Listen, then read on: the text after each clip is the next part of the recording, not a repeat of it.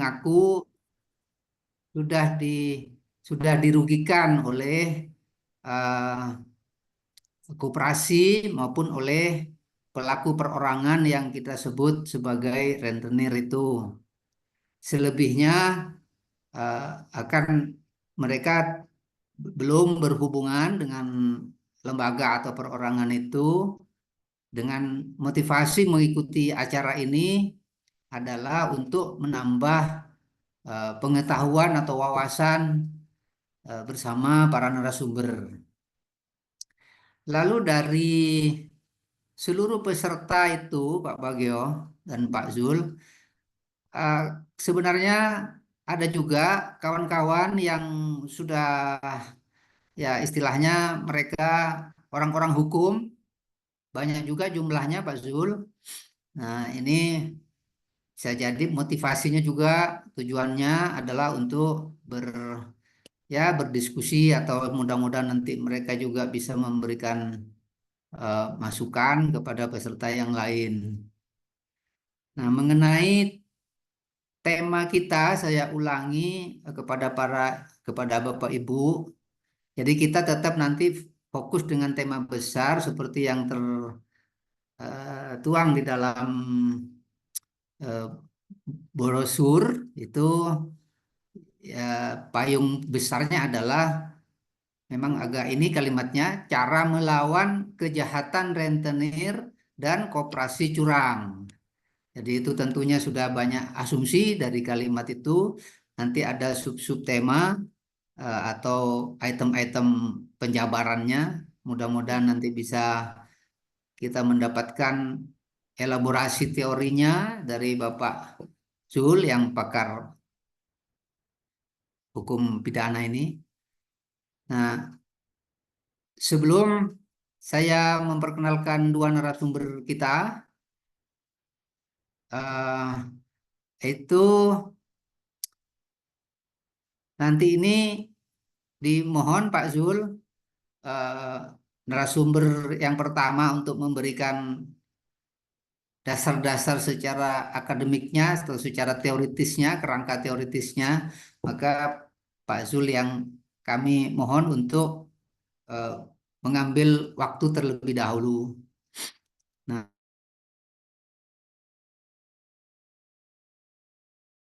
akan sedikit memperkenalkan siapa beliau.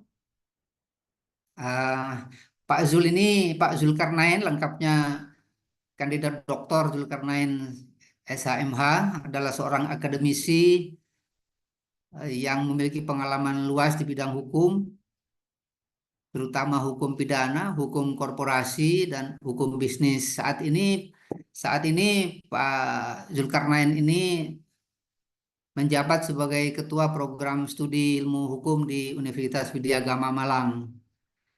Di dunia akademik, beliau memiliki dedikasi yang tinggi dalam pengajaran dan perhatian dan penelitian, serta banyak berkontribusi dalam berbagai kegiatan pengabdian masyarakat.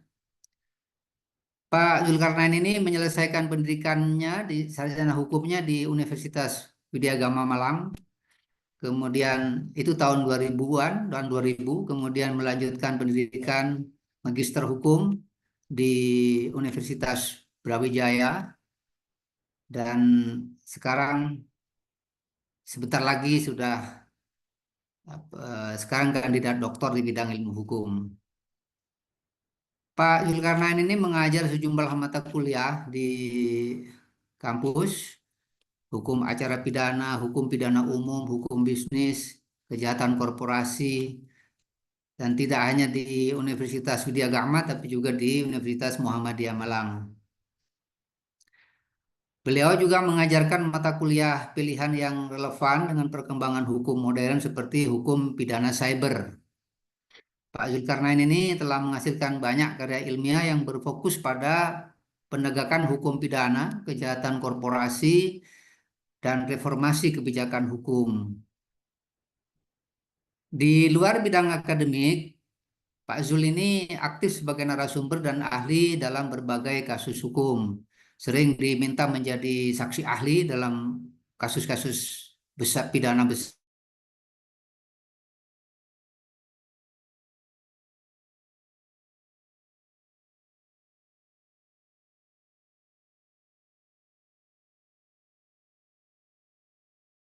Naskah-naskah akademik untuk berbagai peraturan daerah, terutama di Malang Raya ini. Dengan pengalaman akademik dan pengalaman praktis yang dimilikinya, Pak Zulkarnain ini diakui sebagai salah satu ahli hukum terkemuka, khususnya di bidang hukum pidana korporasi dan kebijakan hukum. Oleh karena itu,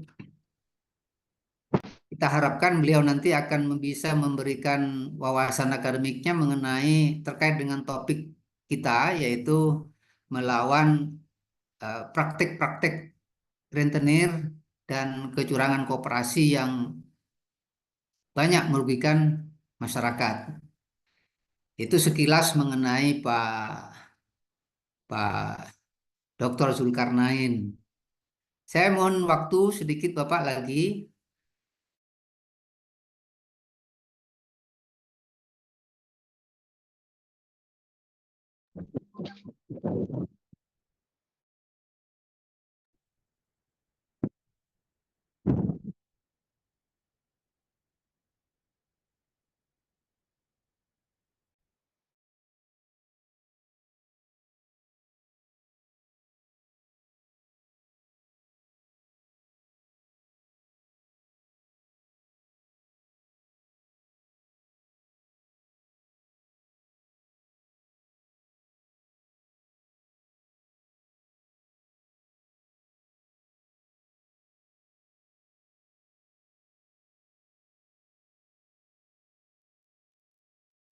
Halo Mas Kamil. Ya, silakan terus. Jelas ya suaranya ya? Ya, tadi keputus. Yang mana? Pak Sudah sekarang Subagio. sudah normal, monggo. Oke. Pak Subagio ini sarjana hukumnya dari Universitas Surabaya, UBaya, dan meraih gelar masternya di Universitas Sunan Giri Surabaya juga. Eh, Beliau berpraktik sebagai pengacara. Lalu sebenarnya beliau juga pernah em, mengajar, yaitu menjadi dosen di Surabaya. Pengalaman beberapa kasus penting yang melibatkan isu-isu hak asasi manusia juga eh, menjadi keterlibatan Pak Subagio karena pernah menjadi anggota tim investigasi kasus lumpur Lapindo pada Komnas HAM serta tim ad hoc penyelidikan pelanggaran HAM berat pada kasus yang sama. Jadi keterlibatan Pak Subagio ini dalam kasus besar menunjukkan kepeduliannya terhadap masalah-masalah keadilan sosial dan dalam menangani kasus-kasus yang penuh tantangan. Selain sebagai pengacara, Pak Subagio juga ya beliau yang ngajarnya itu di Fakultas Hukum Universitas Tritunggal Surabaya dan pernah menjadi wakil rektor bidang akademik dan kemahasiswaan di universitas tersebut. Di samping itu, kegiatan beliau di dunia organisasi, Pak Subagio pernah menjabat sebagai Ketua Dewan Pertimbangan dan Penasihat Lembaga Hukum dan HAM Keadilan Indonesia, yaitu LHKI Surabaya, serta sebagai Badan Pengawas di Kontras Surabaya. Pak Subagio ini aktif dalam Peradi DPC Surabaya, juga mendirikan beberapa lembaga, di antaranya Pak Subagio ini adalah mendirikan dan sekaligus sekjen dari Lekfori sendiri, serta pendiri LBH Janur di Sampang, Madura, yang berfokus pada advokasi hukum bagi masyarakat kecil dan marginal. Pak Subagio ini juga menjadi anggota aktif dalam Gerakan Rakyat untuk Kedaulatan Agraria, yaitu Tekad Garuda. Ini organisasi yang berfokus pada pembelaan hak-hak petani dan masyarakat adat. Selain itu juga mendirikan Yayasan Surga Karunia Abadi di Jakarta yang berkontribusi pada pengembangan sosial dan pemberdayaan masyarakat. Sekarang Pak Subagio juga menjabat sebagai komisaris di PT Wijaya Sukses Karya di Jakarta. Nah, dari pengalaman-pengalaman sebagai praktisi hukum maupun keterlibatannya di kegiatan-kegiatan sosial Pak Subagio ini, kita harapkan nanti dari dalam topik kita, beliau bisa memberikan eh, wawasan kepada kita semua dari pendekatan kasus yang terjadi dan langkah-langkah yang sudah pernah diambilnya. Demikian ini perkenalan singkat dari saya mengenai dua narasumber kita supaya kita bisa betul-betul menyimak paparan beliau-beliau. Mohon izin Pak Zul, Siap. tadi ada usulan memang saya dengan Pak Bagio. Eh, Pak, nanti Pak Zul dikasih waktu yang banyak Pak, biar bisa dapat pencerahan semua kita katanya. Kalau Pak Bagio nanti dari pendekatan praksisnya Pak. Eh, Waktu saya persilakan ke Pak Zul. Baik, terima kasih. Waduh, kok saya bagian banyak-banyak jadinya ini. Oke. Iya Pak. Oke. Baik, terima kasih Pak Supandi Sahrul, moderator kita. Terima kasih juga untuk teman-teman yang bergabung. Ya, tadi profil pesertanya tadi sudah disampaikan ya oleh moderator ya, bahwa ada yang katanya korban ya, ada yang katanya apa namanya pendamping ya, atau pemerhati, atau orang yang turut gregetan dan seterusnya. Oke, terima kasih. Baik, karena saya diberi kesempatan yang pertama, saya awali. Bismillahirrahmanirrahim. Assalamualaikum warahmatullahi wabarakatuh. Waalaikumsalam warahmatullahi Waalaikumsalam. wabarakatuh. Baik, Bapak Ibu sekalian yang saya hormati, alhamdulillah saya bisa berjumpa dengan panjenengan semua. Dan karena materi atau diskusi kita malam hari ini, ya malam Jumat lagi ini kan ya. Diskusi kita pada malam hari ini berkaitan dengan bagaimana melawan kejahatan rentenir katanya, dan kemudian perilaku korporasi curang. Korporasi curang ya. Oke, yang hadir di sini ini bukan mahasiswa saya, sehingga saya tidak dalam kapasitas ngajar ya, tidak dalam kapasitas ngajar ya. Kemudian juga bukan klien saya ya, bukan klien saya dan seterusnya. Sehingga posisi kita dalam diskusi itu adalah setara.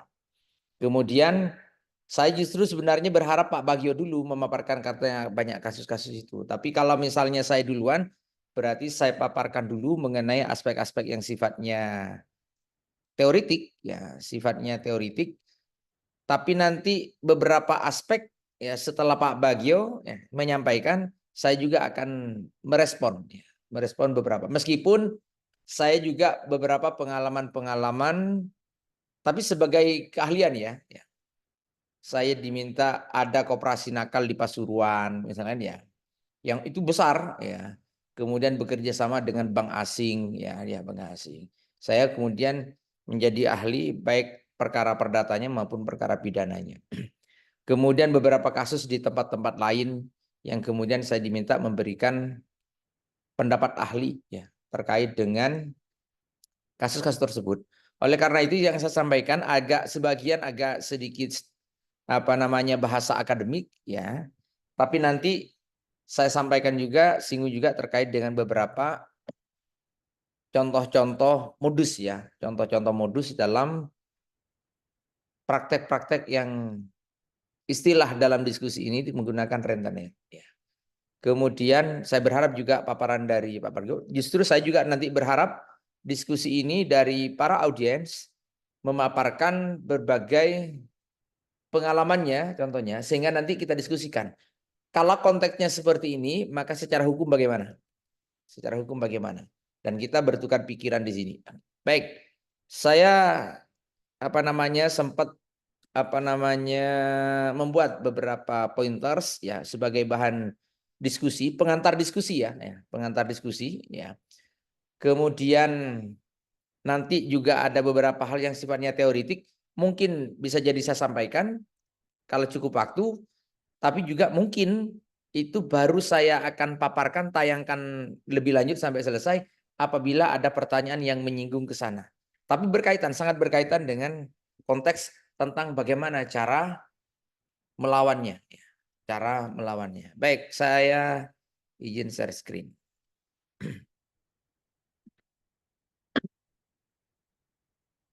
Nah, Bapak Ibu sekalian, ya teman-teman yang seperjuangan lah, ya seperjuangan dalam konteks ini.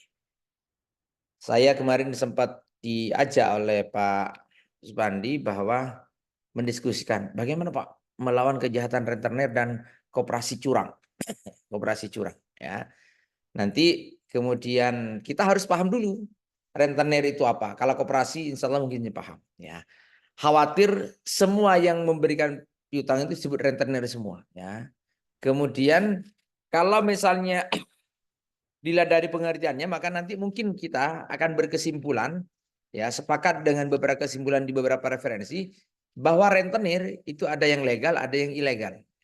Ada yang legal, ada yang ilegal. Baik. Ya. Jadi apa rentenir itu? Ya, ini berdasarkan apa yang berkembang di masyarakat. Ada orang yang mengartikan rentenir itu adalah seseorang yang mencari nafkah dengan membungakan uang. Ya.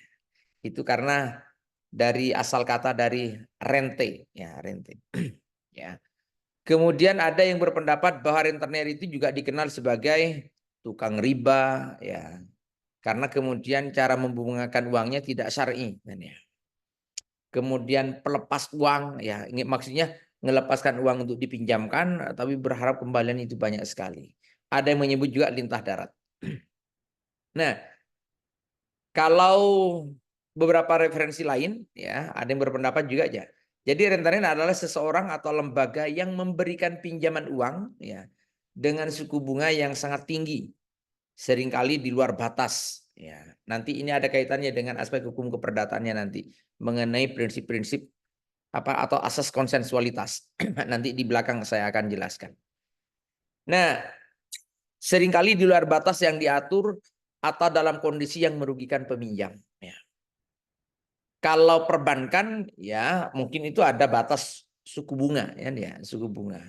Ya, bahkan kemudian ketika meminjamkan, ya itu harus memperhatikan profil dari nasabah. Maka kemudian ada ketentuan mengenai BMPK, ya, batas maksimum pemberian kredit atau pinjaman. Nah, tapi secara teori, ya, secara etimologis atau asal katanya itu, ya, ini teori ya, sorry karena saya orang kampus. Ya. Jadi rentenir itu kan banyak berkembang ketika kemudian zaman-zaman penjajahan dulu kan ya. Karena memang rentenir itu berasal dari bahasa Belanda rente dan nir, yang berarti bunga. Ya, rente itu bunga atau bunga pinjaman, punya pinjaman.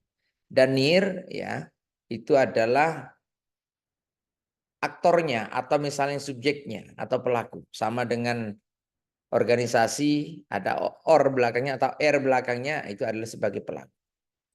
Jadi rentenir itu secara harfiah ya kalau mengacu pada dalam bahasa Belanda itu seseorang yang memberikan pinjaman dengan bunga atau suku bunga tertentu. Itu rentenir. Nah, cuma di masyarakat kemudian berkembang ya, berkembang dan mengarah menyimpang dari definisi itu. Karena prakteknya juga rentenir yang meminjamkan ini cenderung banyak praktek-praktek kecurangan. Ya. Misalnya, mohon maaf, apa namanya? Mungkin Pak Bagio banyak di Madura itu kan ya. Kan banyak, bukan hanya di Madura ya, tapi mungkin di Jawa bagian selatan itu banyak yang saya sempat tahu maksud saya. Jadi orang-orang kan banyak jadi sekarang istilahnya pekerja migran ya, pekerja migran. Ya, banyak pekerja migran atau dulu dikenal TKI atau TKW. Ya, bekerja di luar negeri ya, pinjam 1 juta ya. Itu dalam 4 bulan harus kembali 2 juta kan ya. Itu pakai bunga berapa persen kan ya. Ya, bunga berapa persen kan ya. Kemudian 2 kali lipat ya, 2 kali lipat. Kalau misalnya terlambat itu berlipat-lipat. Itu parah itu kan ya. Sehingga ada apa namanya masyarakat itu yang kemudian semakin nunda semakin nggak bisa bayar, semakin nggak bisa bayar, semakin nggak bisa bayar. Nah itu ya jangan tanya secara agama syariah itu pasti kemudian tidak syariah kan ya. Nah kemudian ya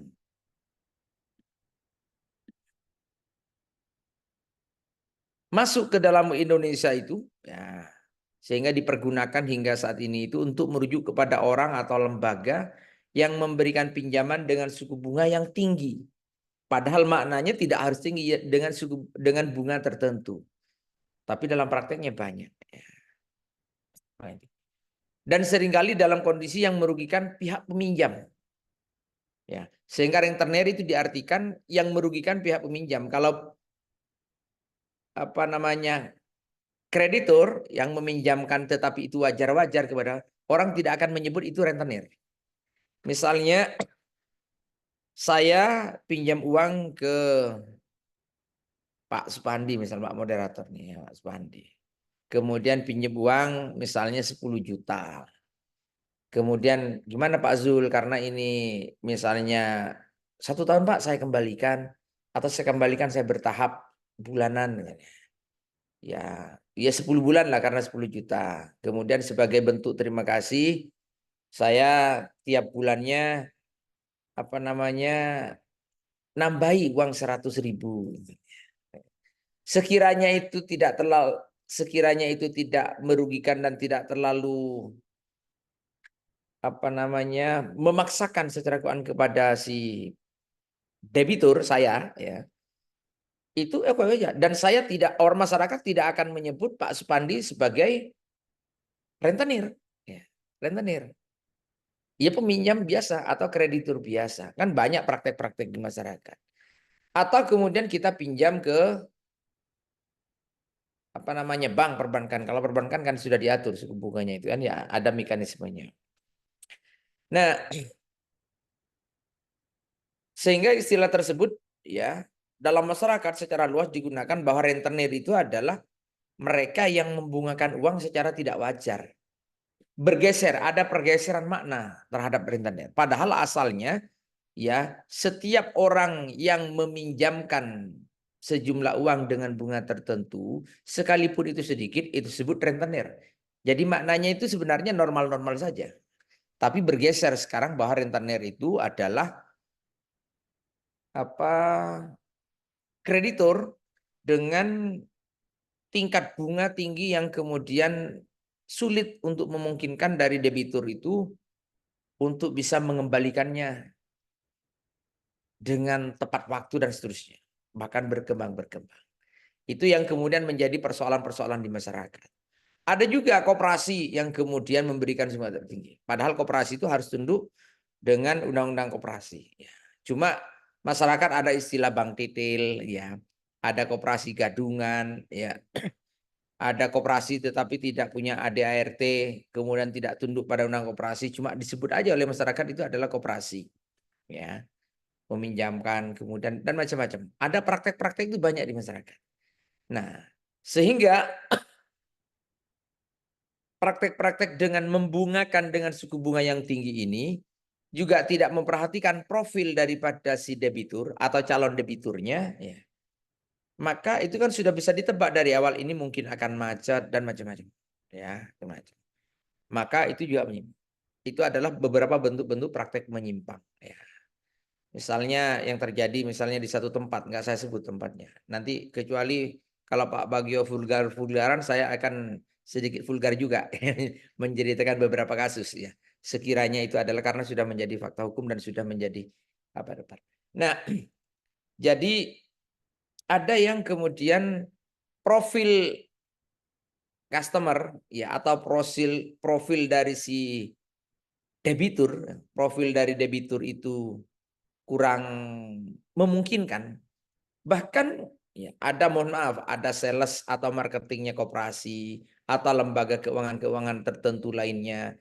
Itu sengaja dia di-up. Ya, di-up. Tadi ada polisi datang di ruangan saya sini, minta keterangan ahli terkait dengan kasus-kasus lembaga keuangan yang kemudian demi kejar target, orang yang sebenarnya tidak mau mengajukan, tidak punya niatan mengajukan pinjaman atau talangan untuk membeli sesuatu. Nah, itu kemudian cuma dipinjam KTP-nya, kemudian di otak-atik, kemudian menjadi layak menerima puluhan juta. Nah, ya.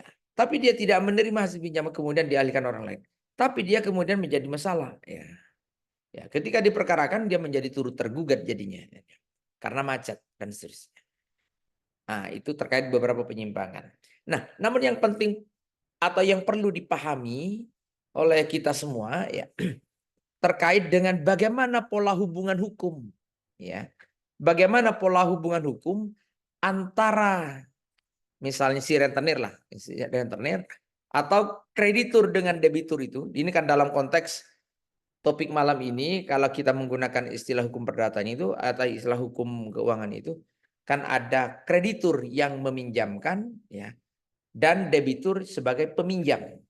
Nah, bagaimana pola hubungan hukumnya? Model hukumnya.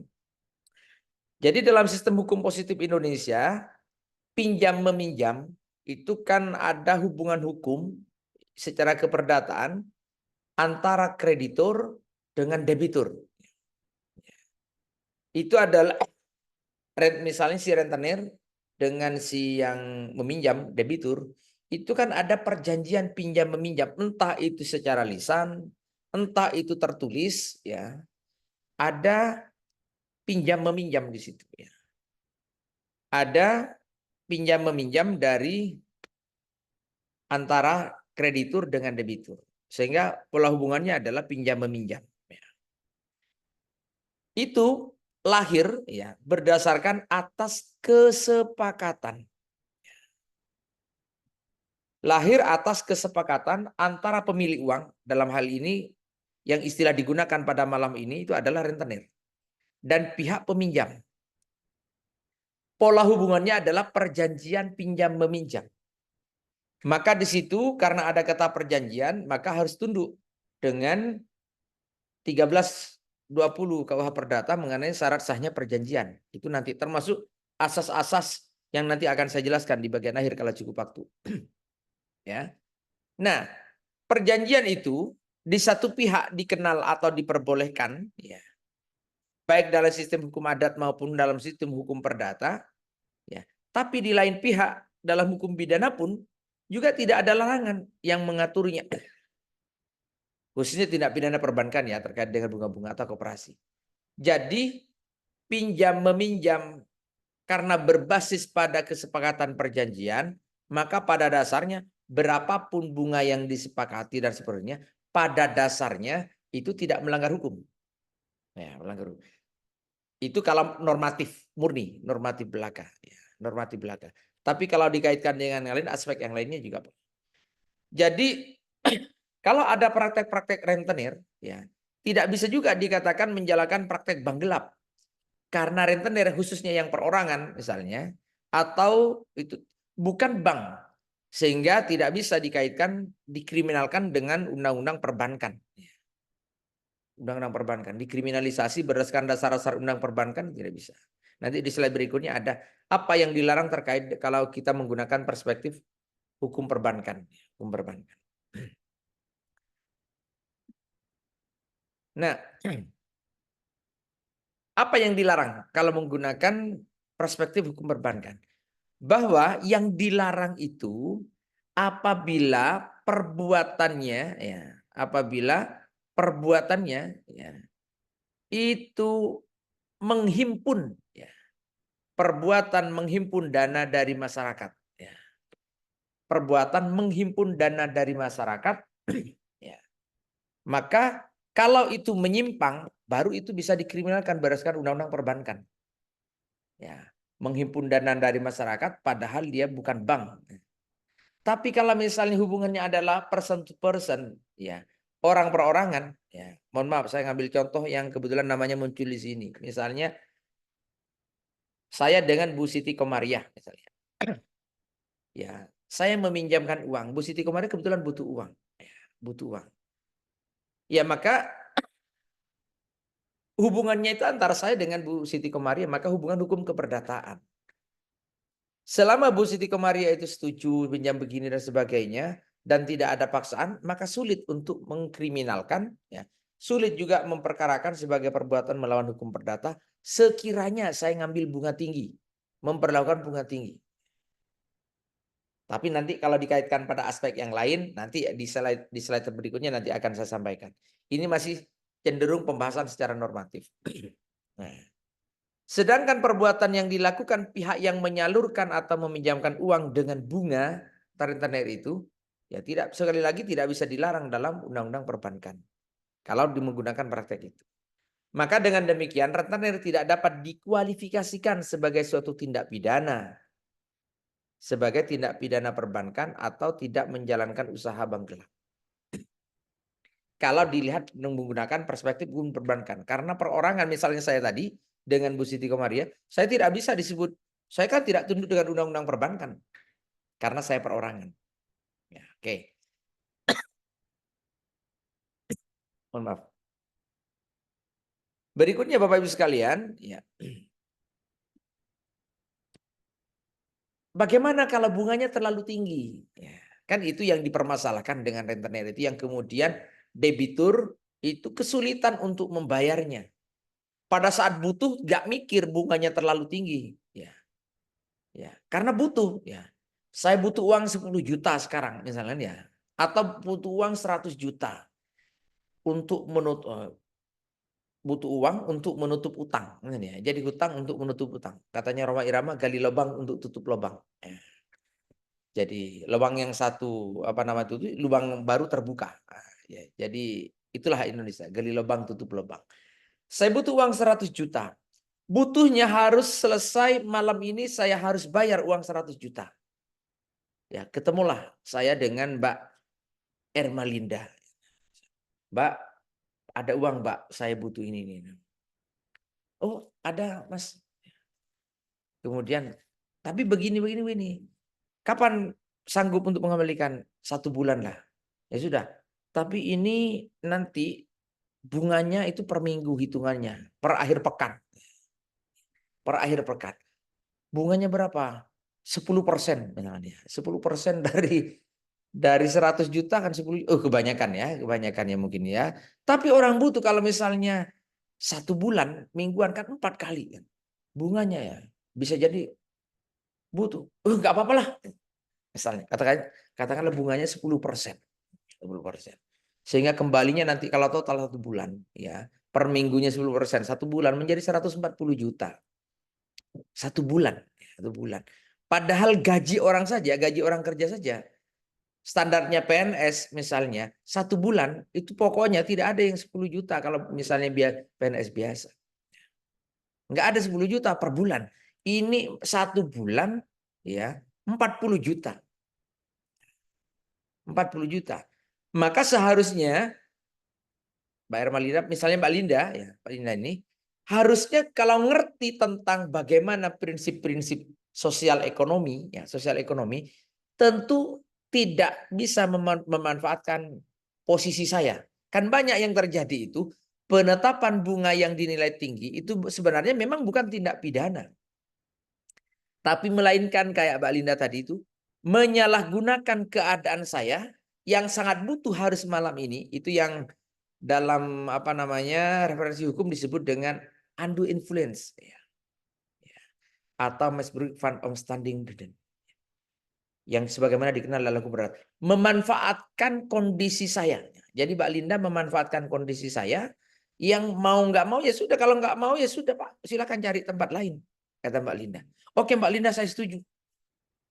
Padahal dari profil saya tidak memungkinkan untuk dari gaji saya saja. Padahal kalau misalnya ngajukan pinjaman itu, kalau misalnya pendapatannya per bulan sekian kan minimal sekian persen itu kan apa namanya yang bisa disetujui adalah apa kalau cicilan bulanannya misalnya sekian persen dari total apa namanya pendapatan itu nggak memungkinkan, tapi saya lakukan sehingga bulan depan pun saya nggak bisa bayar ke Mbak Linda, nggak bisa bayar. Ya gimana bayarnya? Wong pekerjaannya aja susah. Maka kemudian berkembang disepakati setiap keterlambatan tiap minggu denda bunga tetap 10% plus denda 5%. Tambah kan. Itu belum sampai 1 tahun itu sudah apa namanya lebih dari 2 kali lipat yang harus saya kembalikan. Nggak mampu. Ujung-ujungnya Mbak Linda, sampean sembelih saya sekarang ya. Paling nggak keluar darah Mbak. Nggak keluar darah. Pokoknya saya nggak mampu. Nah kemudian Mbak Linda menggugat secara perdata misalnya. Karena saya nggak sanggup bayar. Nggak sanggup bayar. Gugat misalnya. Karena wan prestasi dan macam-macam. Dan macam-macam. Ya. Kemudian sekalipun diputus seperti apa. Seperti apa. Misalnya aset-aset saya pun nggak cukup. Sementara paling banter ya kemudian misalnya ditempatkan lembaga giseling sekiranya kemudian masih ada dan kemudian apa namanya bisa diterapkan ya, lembaga paksa badan kan. Tapi sekalipun masuk kepada lembaga paksa badan, wong ini sudah mau diapapun sudah tidak mampu. Maka itu semakin menggelincir demikian. Nah, nanti bagaimana kita diskusikan bersama nanti terkait dengan bagaimana mengatasinya. Jadi penyalahgunaan keadaan inilah yang berpotensi nanti dalam konteks tertentu itu bisa dipermasalahkan secara hukum. Ya. Kalau lembaga resmi, ya resmi yang berizin itu, kalau profil customernya, calon debiturnya itu adalah tingkat maksimal, ya tingkat maksimalnya kemampuannya itu adalah pinjaman 50 juta, ya. Kemudian maka jangan dikasih 100 juta karena pasti itu tidak.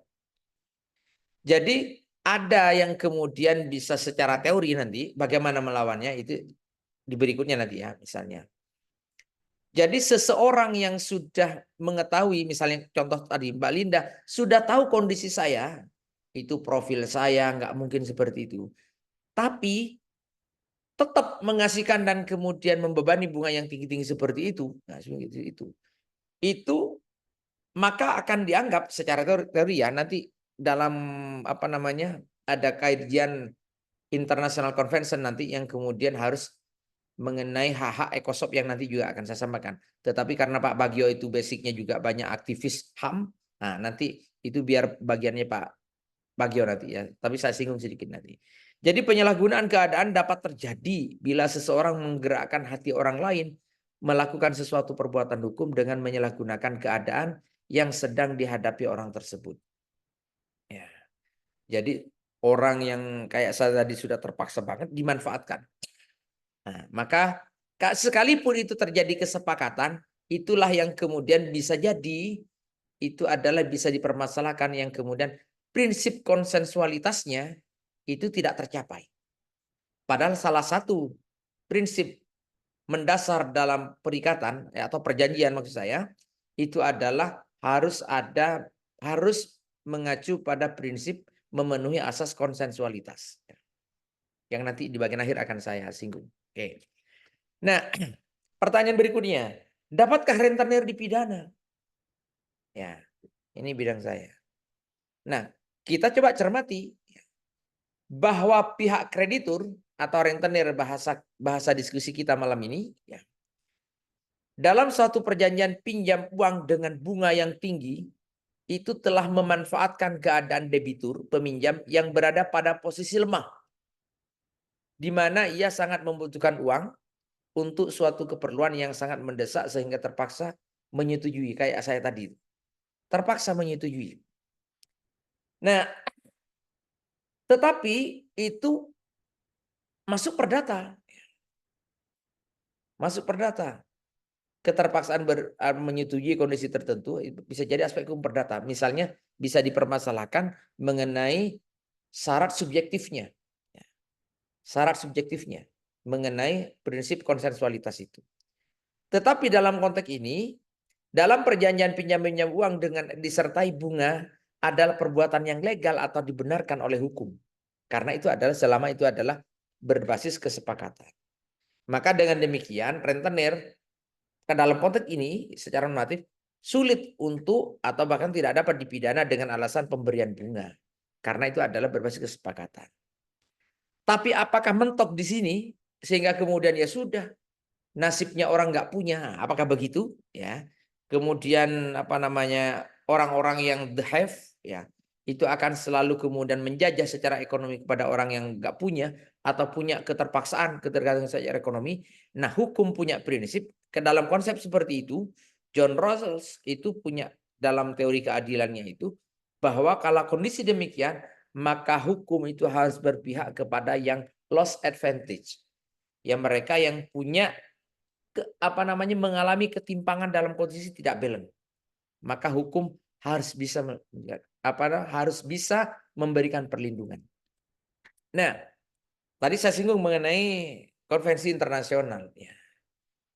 Jadi di konvensi internasional itu, ya, sebelum saya lanjut, ini benar saya masih boleh lanjut, Pak Supandi? Siap, Pak. Oke, saya Lanjut, lanjutkan. Pak Ya. Zul. Iya, Siap, Pak. takut melanggar haknya diskusi. Jadi dalam konvensi internasional itu, ya salah satunya yang mengatur mengenai hak-hak ekonomi, sosial dan budaya itu, ada beberapa aspek relevan yang menjadi kajian dalam konteks diskusi kita malam ini. Misalnya terkait dengan hak atas keadilan. Bahwa dalam ICCPR itu, ya ICCPR itu International Convention for Civil and Political Right, ya. Jadi hak-hak sipil dan politik, ya. Menjamin hak setiap individu untuk mendapatkan perlindungan hukum yang efektif. Ini mencakup perlindungan terhadap praktek finansial yang merugikan. Termasuk praktik rentenir ilegal yang dapat merugikan hak-hak ekonomi individu. Nah, cuma kan sulit, ya, proses hukumnya kalau kita misalnya menggugat berdasarkan konvensi internasional. Maka butuh peraturan-peraturan yang berlaku, yang dibuat secara nasional, peraturan perundang-undangan. Ya, karena banyak konvensi-konvensi internasional itu diratifikasi, ya, tapi kemudian apa detail-detailnya itu belum. Ya. Yang undang-undang korupsi aja, ya, meskipun meratifikasi UNCSC, ya, itu juga belum semuanya kemudian dipraktekkan di Indonesia, seperti dengan trading influence, ya, kemudian aspek-aspek korupsi di militer dan sebagainya, itu belum diakomodir. Jadi kemudian di aspek yang lainnya mengenai hak atas keadilan ekonomi. Bahwa konvensi internasional itu, International Convention itu mengakui pentingnya hak setiap individu untuk mengakses keadilan secara ekonomi yang mencakup perlindungan terhadap eksploitasi keuangan dan praktek pinjaman yang tidak adil atau mengeksploitasi. Ya. Sekali lagi, ini normatifnya di situ di konvensi internasional. Ya, termasuk perlindungan terhadap eksploitasi dan perlakuan yang tidak manusiawi secara ekonomi. Ya, ekonomi. Itu nanti barangkali juga akan disinggung oleh Pak Bagio, ya, menyitir. Ya. Berikutnya saya akan menyinggung koperasi. Ya. Ini lewat sajalah bahwa koperasi itu ada undang-undang yang mengaturnya, bahwa di koperasi itu ada ADRT dari anggota oleh anggota untuk anggota, tapi dalam prakteknya itu ada dari oleh anggota, ya. Kemudian tanggung jawabnya anggota, kemudian kalau ada apa-apa resiko anggota, resiko anggota. Nah, misalnya dengan praktek-praktek tertentu, ya, praktek-praktek tertentu. Modus-modusnya nanti barangkali bisa disampaikan. Misal Koperasi itu kadang kerjasama dengan lembaga keuangan lain, entah perbankan ya atau yang lainnya. Ya. Kemudian data-data anggota, mohon maaf ini salah satu modus ya, kasus nyata yang saya jadi ahlinya baik pidana maupun perdatanya. Jadi data-data anggota itu kan ada di koperasi, di pengurus koperasi. Karena setiap anggota harus menyerahkan apa namanya dokumen ya kependudukan ya. Misalnya sehingga tahu bahwa si A ini rumahnya di sini atau di sini profilnya begini dan seterusnya. Nah, kemudian ya diajukanlah pinjaman banyak ya, pinjaman banyak kepada apa namanya pihak ketiga, katakanlah bank asing dalam kasus ini ya, oleh pengurus koperasi. Tapi menggunakan apa namanya istilah yang terjadi di situ disebut dengan end user ya. Itu KTP-KTP dari anggota. Ya, KTP-KTP ada anggota. Si anggota ini misalnya ngajukan cuma butuh uang 10 juta. Tapi oleh koperasi dia dimintakan pinjaman kepada pihak ketiga kemudian 100 juta. Padahal profilnya maksimal untuk anggota ini adalah pinjam 50 juta. Tapi diolahlah data ini atau kemudian dimanipulasi data, kemudian prosesnya dipermudah ya, dipermudah, kemudian diajukan masing-masing 100 juta. Otomatis setelah diterima ya uangnya. Karena peserta anggotanya mengajukan 10 juta ya dikasih 10 juta. 90 jutanya setelah dipotong dan seterusnya itu kemudian dikelola oleh pengurus atau untuk keuntungan si pengurus. Pengurus suatu koperasi, pengurus koperasi. Tapi secara hukum karena yang menjadi debitur yang tertulis itu namanya anggota koperasi, sekalipun yang menggunakan itu adalah pengurus ya, pengurus. Ya secara hukum yang dipersalahkan itu adalah anggota-anggota ini, sekalipun koperasinya ada bukti-bukti yang cukup misalnya menjadi juga tergugat kasus perdata. Ya, itu sudah diputus di Pengadilan Negeri Surabaya. Nah, itu salah satu praktek. Belum lagi yang kemudian apa namanya praktek-praktek yang pinjaman-pinjaman yang berbasis agunan ya, agunan tertentu. Misalnya sertifikat dengan jaminan sertifikat, jaminan PPKB dan macam-macam. Itu banyak ya. Ya, itu banyak. Nah, terkait dengan eksploitasi finansial. Perlindungan terhadap eksploitasi finansial yang terkait dengan praktek rentenir itu, kalau coba saya simpulkan ya, ada konvensi-konvensi hak asasi manusia yang tadi sempat saya singgung mengenai ICCPR, ya, memberikan kerangka kerja hukum yang kuat untuk melindungi individu dari praktek rentenir ilegal yang merugikan. Prinsip-prinsip tersebut menekankan pentingnya negara itu hadir. Ya karena negara mungkin kurang hadir dalam kondisi ini, sehingga kita semua yang malam ini yang hadir untuk menunjukkan kepedulian bahwa butuh apa namanya peranata hukum atau piranti hukum yang di Indonesia, bagaimana perlindungan hukum terhadap rentenir. Ya. Perlindungan hukum dari praktek-praktek rentenir atau praktek-praktek lembaga keuangan atau misalnya kreditur apa namanya perorangan, ya, kreditur perorangan dengan praktek-praktek yang tidak wajar.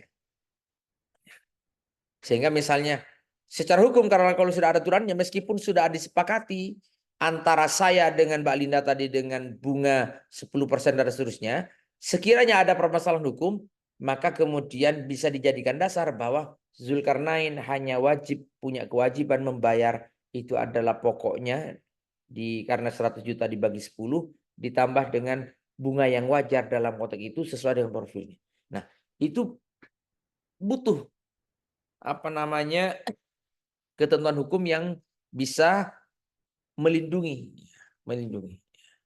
sehingga sengketa kesejahteraan di masyarakat bisa terwujud. Kalau itu ada, itu saya kira kita perlu dorong. Barangkali misalnya apa namanya Mas Polri maupun yang lainnya ya termasuk yang hadir di sini Coba barangkali salah satu rekomendasinya adalah kita dorong adanya peraturan perundang-undangan yang secara tegas memberikan perlindungan terhadap praktek-praktek rentenir atau perilaku kreditur yang perorangan khususnya. Ya kalau perbankan kan sudah ada batasnya itu ya. Ada batas peraturan BI mengenai BMPK ya. Kemudian juga dalam beratnya harus menerapkan namanya KYCP, Know Your Customer Principles dan macam-macam ya. Tapi kalau yang perorangan ini kan susah ya. Agar tidak bersembunyi di balik, kan kita kan sudah sepakat, kalau nggak sepakat ya sudah. Ya, ya sudah. Oke. Lalu bagaimana cara melawannya? Di bagian akhir. Perhatikan asas-asas perjanjian. Dan di slide berikutnya ada ya. Khususnya mengenai asas keseimbangan dalam kesepakatan. Dalam konteks konsensualitas. Kalau misalnya ternyata dalam perjanjian meskipun sudah terjadi kesepakatan. Ya, sudah terjadi kesepakatan atau kesepakatan konsensualitas itu dianggap belum terjadi sekalipun sudah ada kesepakatan dan ditandatangani apabila ada kondisi seperti ini dan seterusnya. Nanti mudah-mudahan di slide berikutnya nutupinya. Perhatikan. Termasuk juga ternyata ini yang diperjanjikan bertentangan dengan peraturan perundangan. Malah itu tidak memenuhi syarat objektif dari sahnya perjanjian. Maka secara hukum dianggap tidak pernah ada perjanjian pinjam meminjam itu sekalipun si debitur sudah menerima uangnya. Oke. Berikutnya perhatikan modus-modusnya dulu ya kalau mau melawan dan dikaitkan dengan beberapa unsur tindak pidana. Misal adakah unsur tipu muslihat atau tipu daya yang dilakukan oleh si pihak rentenir kemudian atau koperasi itu? Adakah kemudian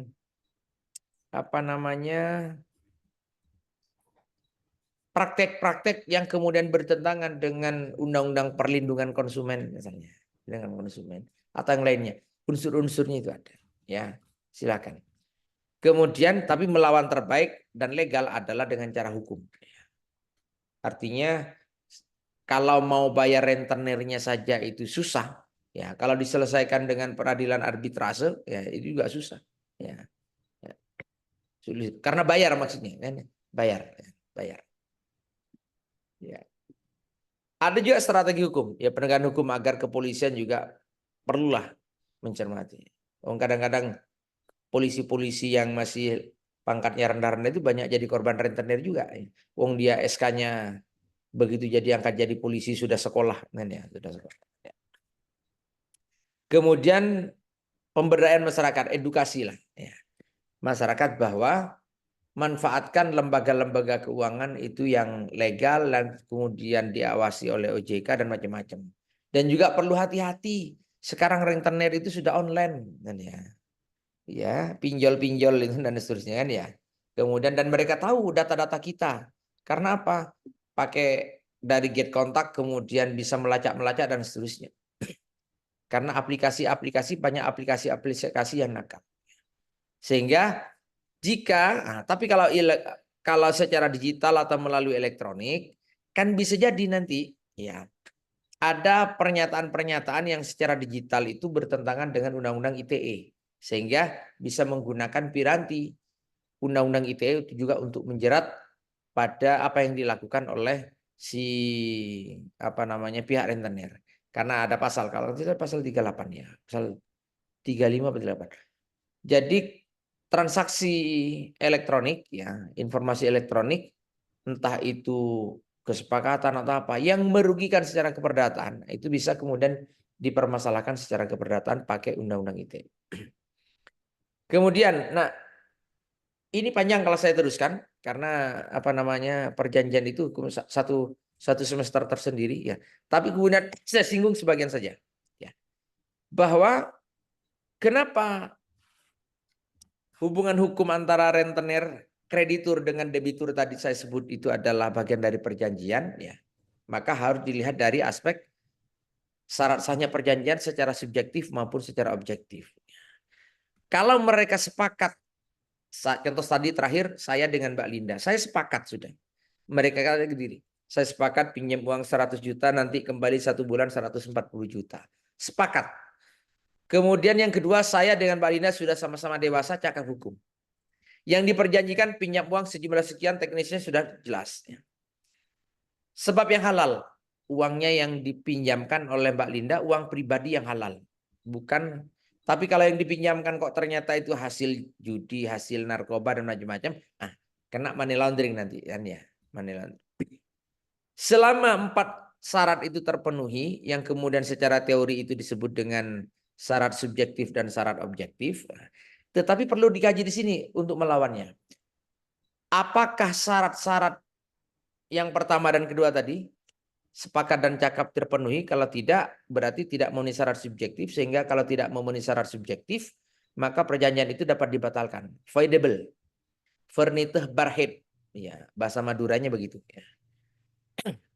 Kemudian kalau tidak memenuhi syarat ketiga dan keempat, perjanjiannya tidak jelas, ya. Ya, objeknya apa, ya. Pokoknya pinjam uang berapa? Ya pokoknya pinjam uang. Nah, itu berarti tidak memenuhi syarat objektif. Kalau tidak memenuhi syarat objektif, maka bukan vernitih barhead, tapi nitih, void, atau itu batal dengan sendirinya. Dianggap tidak pernah ada perjanjian itu. Nah, yang ingin saya tekankan sebelum saya serahkan ke moderator sebagai tindak lanjut, ya, mengenai sistem dan juga asas nanti ya. Nanti bagian akhir, Pak, bagian nanti saya sebutkan. Nah, kalau sistem terbuka itu kan gampang. Artinya memberikan kebebasan kepada para pihak untuk menyepakati. Kayak saya dengan Mbak Linda. Tapi kalau koperasi, biasanya itu kan tertutup. Sistemnya tertutup. Artinya naskah kesepakatannya, naskah perjanjiannya sudah ada. Sudah ada naskahnya. Begitu ada anggota atau mengajukan pinjaman di koperasi, atau sebelumnya bukan anggota, kemudian mendadak jadi anggota karena pengen pinjam, ya, maka kemudian disodori naskah berlembar-lembar yang itu adalah sistem tertutup. Artinya tidak memberikan kebebasan kepada debitur untuk nego-nego mengenai bunganya, sistem pembayarannya, begini dan sebagainya, termasuk konsekuensi hukumnya. Boleh sistem tertutup yang dikenal dengan standar kontrak atau klausula baku, ya, yang dikenal dengan klausula baku, perjanjian klausula baku. Nah, namun seharusnya perjanjian tersebut itu harus tidak bertentangan dengan perundang-undangan, kesusilaan, dan juga memperhatikan asas-asas hukum. Salah satu asas yang perlu diperhatikan itu adalah asas konsensualitas. Di mana persetujuan-persetujuan itu dapat terjadi karena persesuaian kehendak. Kalau misalnya tadi itu saya sebenarnya nggak sepakat dengan Mbak Linda, cuma karena alasan tertentu kemudian saya terpaksa. Jadi konsensualitas itu harus ada persesuaian kehendak. Persesuaian kehendak. Kalau tidak ada persesuaian kehendak berarti dianggap tidak sepakat. Kekuatan mengikatnya, ya, itu yang Pacta Sunt Servanda tadi sudah. Ya. Yang kemarin Pacta Sunt Servanda itu dijadikan pertengkaran antara Rocky Gerung dengan siapa itu kan ya. Yang mengenai asas bukti. Mengenai asas konsensualitas, kebebasan berkontrak, oke, sebentar saya jelaskan.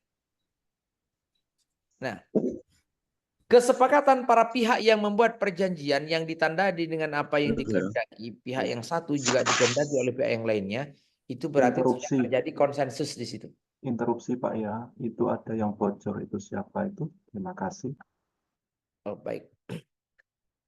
Jadi asas konsensualitas, ya. Nah, asas ini sebagaimana 1320. Nah, dan ini yang perlu diperhatikan. Konsensus atau konsensualitas, kesepakatan sekalipun sudah terjadi, ya. Misalnya contoh yang terakhir tadi saya dengan Mbak Linda itu, ya. Dianggap tidak ada. Konsensus ini dianggap tidak ada sekalipun sudah tanda tangan sama-sama sepakat. Bila terdapat 3 hal. Silakan baca di pasal 1321 KUH Perdata. Apa itu? Ada paksaan. Ya.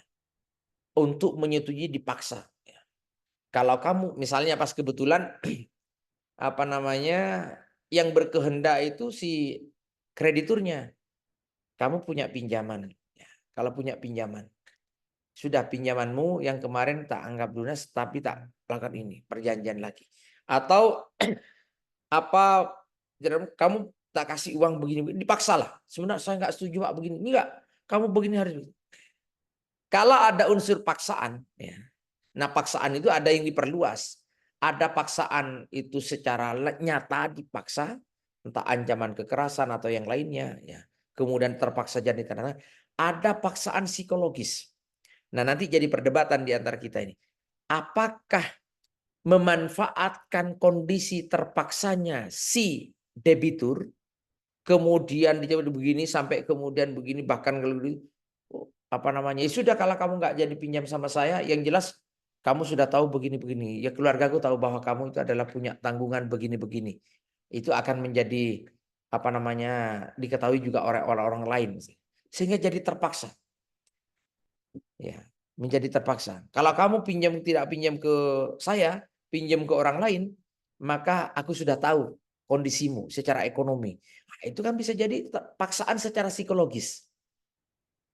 Nah, sekarang trennya paksaan secara psikologis dalam berbagai delik-delik tindak pidana sudah dilakukan. Sudah, termasuk kekerasan psikis di dalam KDRT, termasuk juga dalam Undang-Undang TPKS, ya, tindak pidana kekerasan seksual, kan ya. PPKS maksudnya. Kemudian termasuk bahkan catcalling saja itu sudah masuk tindak pidana. Yang membuat secara psikologis orang itu tidak nyaman dalam konteks apa namanya seksualitasnya. Ya, oke. Kemudian terjadi kehilafan, dwelling. Ya. Dan yang ketiga ada penipuan, bedroh. Ya, ada penipuan. Kehilafan salah satunya itu adalah misleading information. Jadi sekalipun sudah sama-sama sepakat, lah kok ditemukan ada kemungkinan tiga ini, maka itu bisa jadi tidak dapat dianggap sah itu perjanjiannya sehingga bisa dilakukan. Nah, itu yang sebagai pengantar diskusi Pak Spandi, ya, Pak moderator. Baik. Ya, kemudian nanti Zul. saya akan nimbrung lagi kalau setelah beberapa kasus dan studi kasusnya yang disampaikan oleh Pak Bagio. Terima kasih. Terima kasih Pak Zul. Pak Bagio masih monitor? Ada Pak Ya, Bagio. oke Ya. Pak. Bapak Ibu sekalian, Pak Bagio tadi sudah memberikan info kepada saya, Pak, nanti saya paling sebentar, hanya 5 menit. Kita belajar dari Pak Zul nanti yang banyak.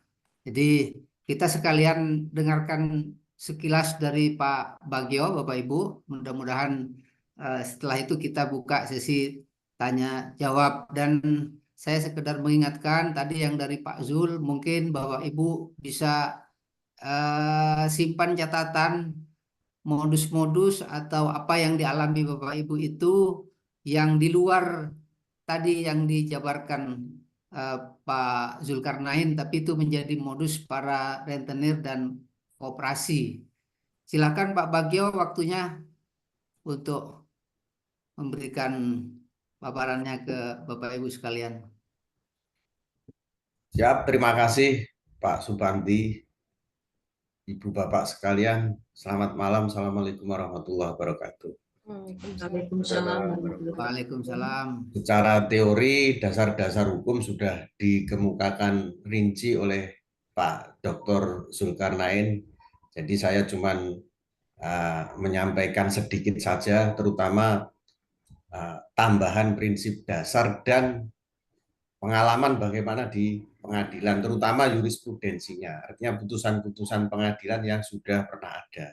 Nah, di ngomong soal rentenir ini, sebenarnya kita ini punya hukum yang sudah ada dari zaman Belanda, itu ya. Dulu di zaman Belanda itu namanya ada Hooker Ordonansi. Itu tahun 1938 nomor 524. Nah, intinya bahwa apabila terjadi suatu perjanjian timbal balik yang dapat dinilai bahwa perjanjian itu tidak seimbang, merugikan salah satu pihak sedemikian rupa gitu ya. itu selalu dapat ditinjau oleh hakim supaya hakim itu bahkan bisa membatalkan perjanjian yang seperti itu. Nah, tadi sudah dikemukakan oleh Pak Zulkarnain bahwa biasanya ada standar kontrak lah atau istilahnya perjanjian tertutup di koperasi-koperasi itu ya. Bahkan diperbankan juga istilahnya itu ya standar kontrak. Biasanya hanya prime customer itu yang bisa dikasih kesempatan terbuka untuk nego mengenai bunga dan sebagainya. Tapi kalau orang pada umumnya kan, terutama kalau di koperasi itu kan bunganya tinggi sekali itu. Itu yang harus ditandatangani itu ya. Nah, itu selalu dapat diuji di pengadilan. Memang dalam perkara yang seperti itu sebenarnya sudah banyak terjadi. Itu dari zaman Orde Lama dulu, Orde Baru, sampai sekarang itu masih terus muncul putusan-putusan yang berkaitan dengan itu. Kalau saya teliti berbagai macam putusan pengadilan itu ya, itu biasanya kalau ada bunga yang terlalu tinggi itu, oleh pengadilan itu diputuskan supaya diterapkan bunga yang umumnya berlaku pada perbankan umum.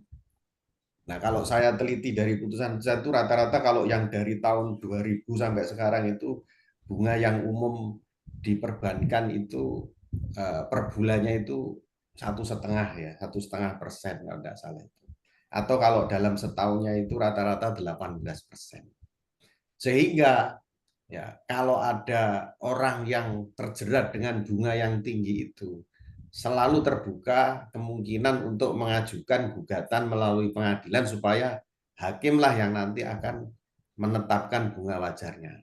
Dan itu sudah beberapa kali juga sudah pernah kami ajukan gitu ya. Jadi menurut jurisprudensinya itu kalau terjadi hubungan pinjam meminjam dengan bunga tinggi itu bisa ditinjau oleh hakim mempergunakan patokan bunga bank pada umumnya. Nah, intinya seperti itu. Nah, kemudian yang kedua ini ya.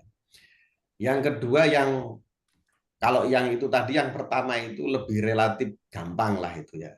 Dalam prakteknya itu juga sering berhasil itu gugatan-gugatan meninjau bunga yang terlalu tinggi itu sudah banyak pedomannya kalau putusan-putusan pengadilan banyak jurisprudensinya. Nah, yang agak sulit itu biasanya adalah praktek kalau saya menyebutnya itu sebagai kelicikan dari dari kekuasaan rentenir itu. Jadi liciknya mereka itu biasanya itu ada praktek di mana jaminannya itu tidak diperjanjikan sebagai jaminan pada umumnya. Misalnya kalau jaminannya itu berupa rumah atau tanah itu ya, biasanya kan pakai hak tanggungan gitu. Jadi ada perjanjian utang piutang, terus kemudian jaminannya itu kemudian kalau tanah ataupun rumah itu hak tanggungan. Yang umum terjadi itu jaminan tanah rumah yang seharusnya itu merupakan jaminan berupa hak tanggungan begitu, tetapi didesain menjadi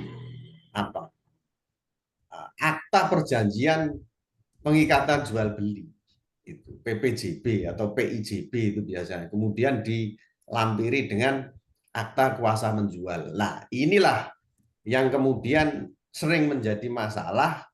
Para debitur atau korban rentenir itu akhirnya kehilangan aset. Nah, ini yang sering jadi masalah itu di sini.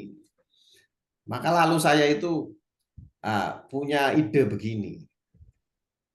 Kalau si rentenir ini meminta ditandatangani suatu akta PPJB ya, yang sebenarnya latar belakangnya sebenarnya itu jaminan.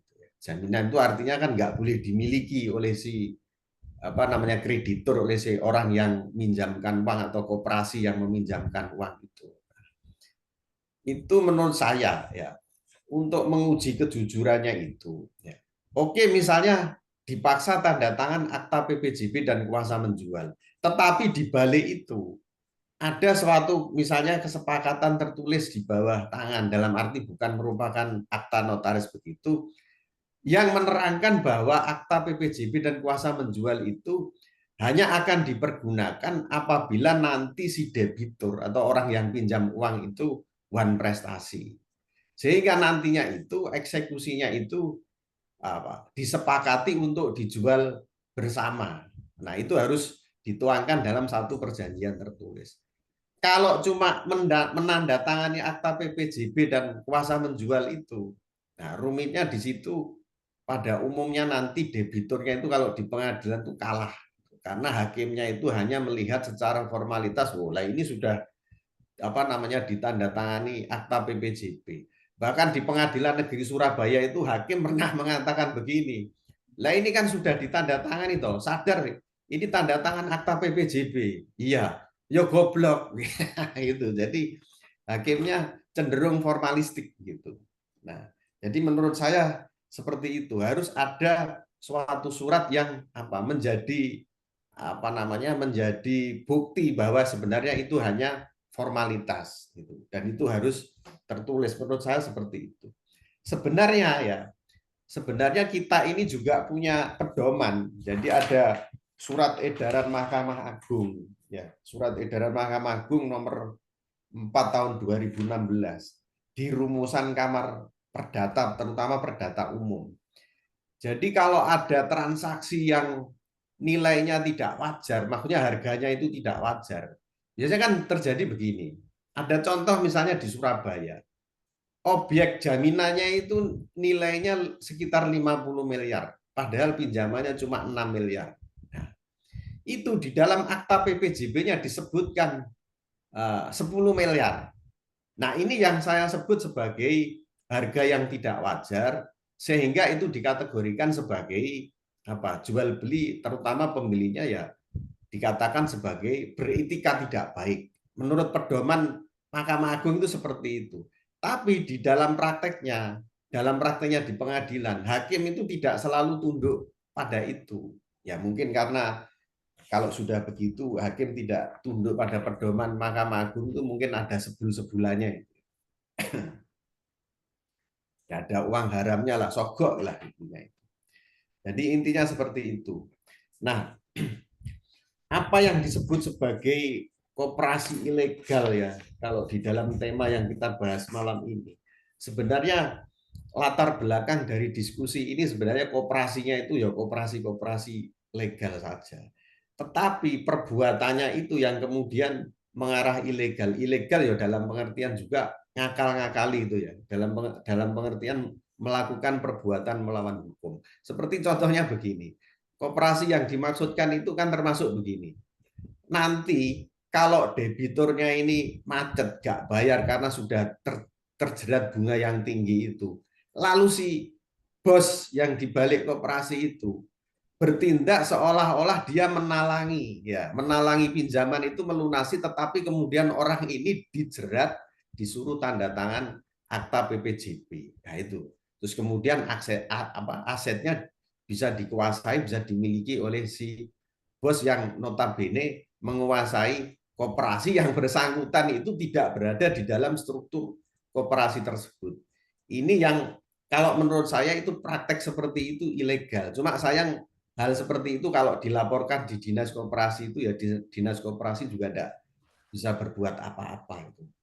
Nah, sementara dari saya begitu Ibu Bapak sekalian, ini karena sudah semakin malam mungkin ada diskusi ya, dilanjut dengan diskusi kita ya. Jadi yang saya sampaikan tidak banyak, begitu juga mungkin ada yang saya sampaikan ada yang salah-salah ya. Nah, silahkan mungkin ditanggapi, dibantah atau bagaimana. Terima kasih. Assalamualaikum warahmatullahi wabarakatuh.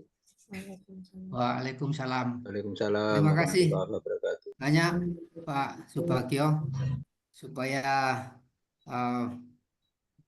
mempersingkat waktu. Jadi saya tidak perlu lagi mengulang atau menyimpulkan yang dari Pak Subagio sama dari Pak Zulkarnain. Rupanya juga di chat itu juga sudah banyak beberapa pertanyaan, Pak. Tapi untuk kali ini saya harapkan Bapak Ibu bisa bertanya secara langsung dengan raise hand atau ya mengacungkan tangannya, eh, apa yang ingin ditanyakan, terutama terkait dengan tema kita ya. Jadi sesuai dengan judulnya itu, cara melawan kejahatan rentenir dan kecurangan koperasi. Monggo Bapak Ibu, ada Bang Yan, silahkan Bang Yan di unmute. Ada Pak Alvin. Teman-temanku host, tolong dirangkumkan itu pertanyaan yang di chat, nanti disampaikan ke dua narasumber kita, dibacakan. Iya, Silakan Bang Yan. Pak. Iya, malam Pak. Malam, silakan. Halo. Malam Ya, Pak. ya. Pertanyaan saya nomor 1 Pak, dari pendapat dari Pak Bagio Pak, yang praktek yang umum dilakukan oleh rentenir perorangan membuatkan dokumen menjual itu untuk perlindungan si debitur ini, apakah debitur bisa mengcounternya dengan mengeluarkan meminta akte pengakuan hutang sebagai pengganti perjanjian kredit dalam kasus perkara-kara ini.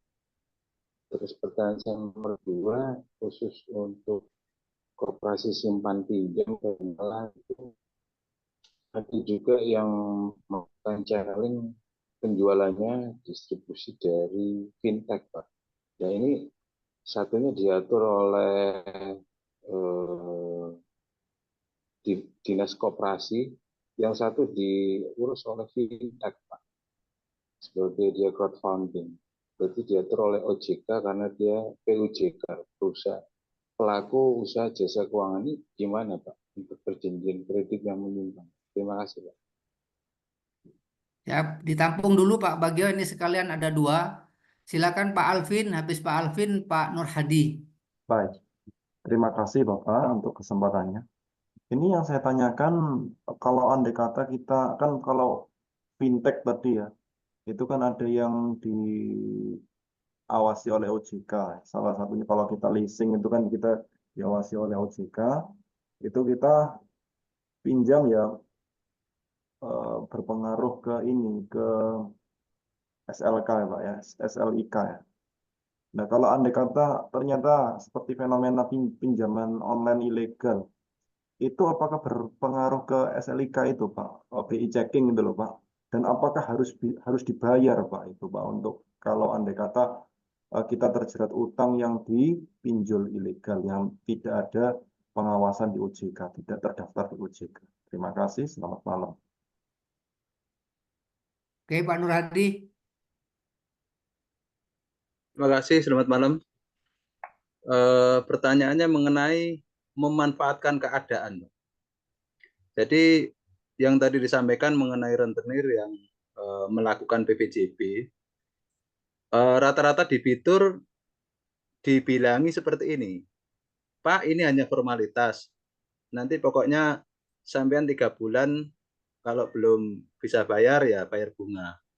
Itu nyun sewu tadi seperti disampaikan oleh Pak Zulkarnain mengenai 10% setiap bulan itu Pak. Jadi ini perorangan yang saya sampaikan memanfaatkan keadaan. Jadi orang sudah tidak mampu tapi pokoknya ini nanti biar nggak dilelang oleh bank atau dilelang oleh koperasi, sampean tak pinjami. Tapi dalam jangka waktu 3 bulan, jadi 30% itu dipotong di depan, misalkan 100 juta, terima 70 juta, kan gitu. Nah, di bulan ketiga, karena nggak bisa bayar, itu pun nggak bisa mengatakan ini saya pinjam, karena dana yang istilahnya bunga. Kalau kita bilang menjual itu kan nggak mungkin membayar bunga. Tetapi bunga dipotong duluan, Bapak. Di hold dulu 3 bulan, 30 juta, bulan keempat sudah nggak bisa bayar, udah balik nama, kan gitu. Satu. Kedua, memanfaatkan keadaan lagi mengenai ini bank konvensional. Saya termasuk bisa dibilang korban atau apa ya. Jadi kalau Bapak mau di ACC atau disetujui, maka angsuran 1 bulan ini harus di hold. Jadi misalkan 10 juta terima 9 juta, 1 juta untuk depending gitu kan. Nah kita kan kalau enggak mau, kita misalkan enggak setuju dengan nanti sesuai dengan pasal perjanjiannya tadi 1320 kesepakatan, padahal kita enggak sepakat. Tapi dipaksa kalau mau dapat uang ya harus tanda tangan kan gitu. Kita padahal tahu itu enggak boleh. Tapi faktanya ya kita orang butuh. Jadi nanti memanfaatkan suatu keadaan. Lalu sesuatu hal yang halal, mohon maaf, apakah tidak yang disebutkan halal itu yang riba yang terlalu besar itu, Pak? Pak Zulkarnain, mungkin ke Pak Zulkarnain pertanyaannya. Kan lebih dari bunga bank gitu kan. Nah, seperti itu. Cukup sekian dulu, nanti mungkin ada tambahan. Terima kasih. Assalamualaikum. Baik, Pak. Mungkin yang penanya yang dua pertama bisa dijawab Pak Bagio dulu. Lalu yang Pak Nur Hadi ini memang tadi ada materi mendalam dari contoh dari Pak Zul. Silakan Pak Bagio.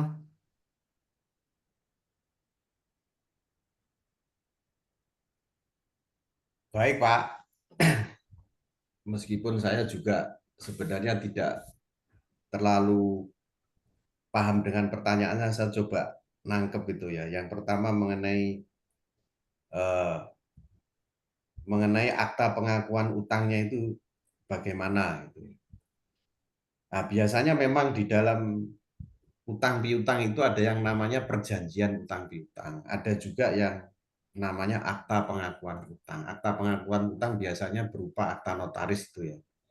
Nah, namanya perjanjian tertulis ini ya mestinya kedua belah pihak itu kan mendapatkan naskah perjanjiannya. Nah, dalam kasus-kasus tertentu memang biasanya itu debitur ada juga yang tidak dikasih naskah perjanjian, sehingga ada orang yang konsul itu saya tidak dikasih perjanjiannya, atau di tengah jalan ada ada penyelesaian talangan, terus orang disuruh tanda tangan pernyataan, lalu juga tidak diberikan naskahnya. Itu seringkali terjadi itu seperti itu.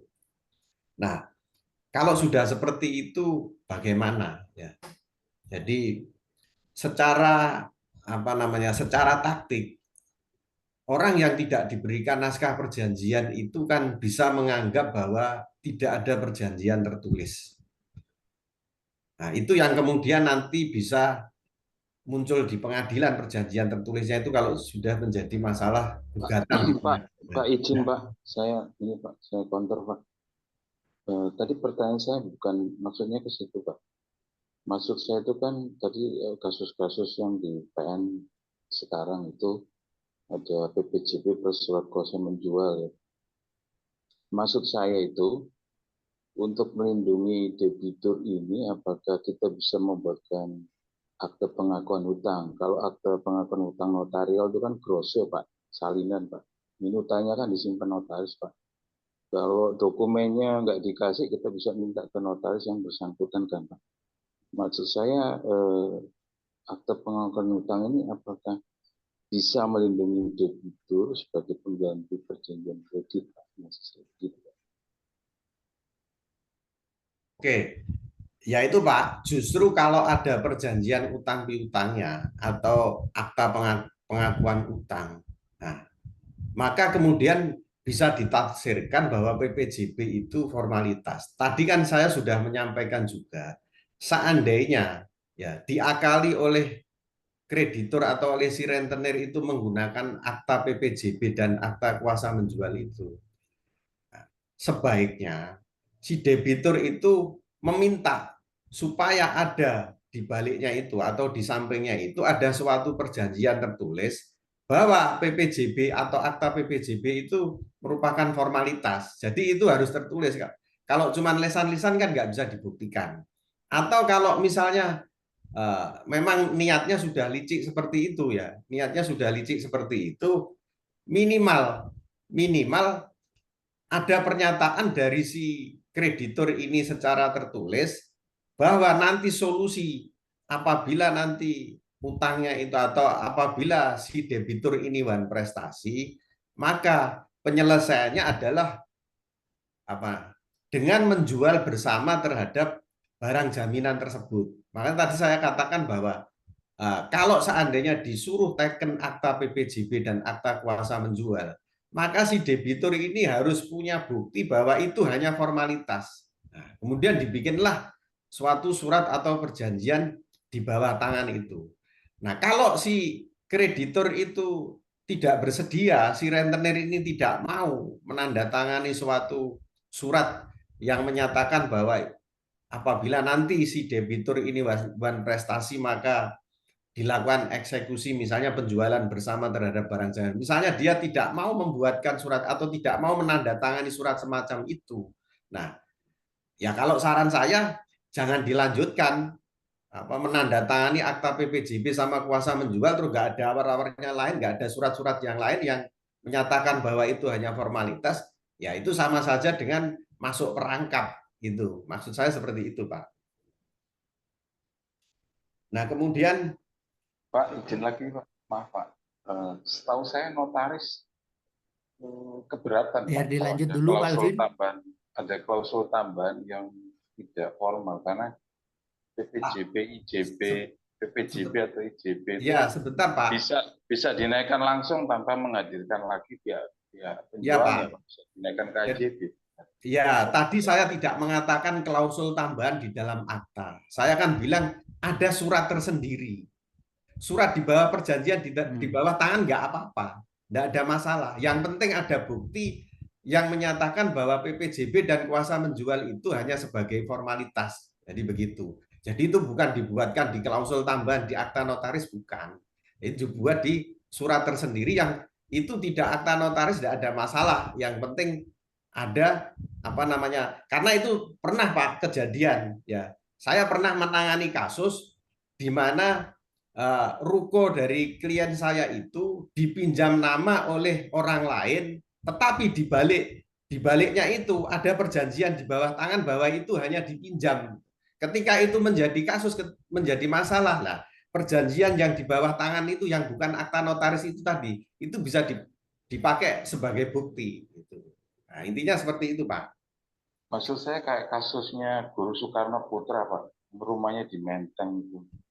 Langsung dibalik nama, Pak. Kemudian utang-utang pribadi. Iya, seperti itu, Pak. Itu makanya PPJB-nya kan sempurna, Pak, dokumennya, Pak.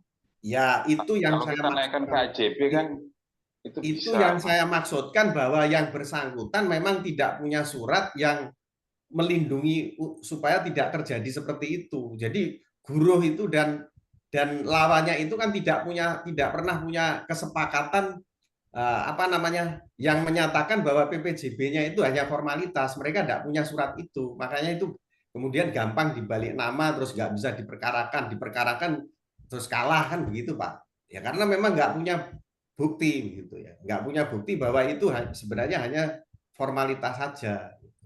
Nah, bukti yang saya maksudkan itu kan bukan cuma omongan tadi Pak, harus tertulis. Makanya saya sarankan tadi untuk dibuat suatu surat kesepakatan di bawah tangan itu tadi tidak ada masalah. Baik, Pak Bagio. Untuk berikutnya mungkin yang pertanyaan yang ke Pak Bagio sudah tertanggapi dua-duanya itu ya Pak Bagio. Yang satunya kalau tidak salah ada yang pinjol ilegal itu tadi ya? Iya, yang pengaruhnya ke BI checking, ke SLIK. Tapi nggak apa-apa, mungkin itu yang dari Pak Elvin mungkin tadi. Atau Alvin, Pak. nggak apa-apa Pak, nanti bisa dilanjutkan di darat pertanyaan itu, kecuali nanti ada waktu. Saya ingin menggeser pertanyaan Pak Nur Hadi untuk Pak Zulkarnain tadi rupanya. Dipersilakan Pak Zul. Baik, terima kasih responnya. Ini saya lihat satu-satu yang profil-profilnya yang hadir ini juga ada beberapa teman-teman ya saya teman aktivis termasuk teman-teman yang lainnya. Baik, saya mau mengomentari singkat terkait dengan itu dulu sebelum ke yang Pak Nur Hadi. Karena tadi disinggung terkait dengan yang disampaikan oleh siapa penanya pertama tadi, lupa namanya. Sebentar saya catat di sini. Oke. Sebelum Pak Alvin tadi siapa yang nanya? Pak Bang Yan ya, Bang Yan ya. Ya, Bang Yan. Jadi maka cara melawannya ya, kalau ada misalnya kita atau tetangga atau ya masyarakat yang kita kenal pas kebetulan tertawan karena ada pinjaman atau tanggungan kepada rentenir ya. Tadi Pak Bagio sempat menyinggung di awal. Sebagai bentuk cara melawannya, hindari melakukan pengikatan lanjutan. Hindari melakukan pengikatan lanjutan yang sebagai imbas dari ketidaksanggupan membayar melunasi karena kemudian kita jadi tertawan dari perilaku rentenir itu. Apalagi kemudian sampai ada PPJP ya. Kemudian pengikatan jual beli. Bahkan itu sampai bukan lagi di bawah tangan ya, tapi sudah sampai akte notarial. Saya banyak berdiskusi dengan ya ini kan juga banyak advokatnya ya. Banyak advokatnya. Jadi putusan perdata itu sangat sulit eksekusinya.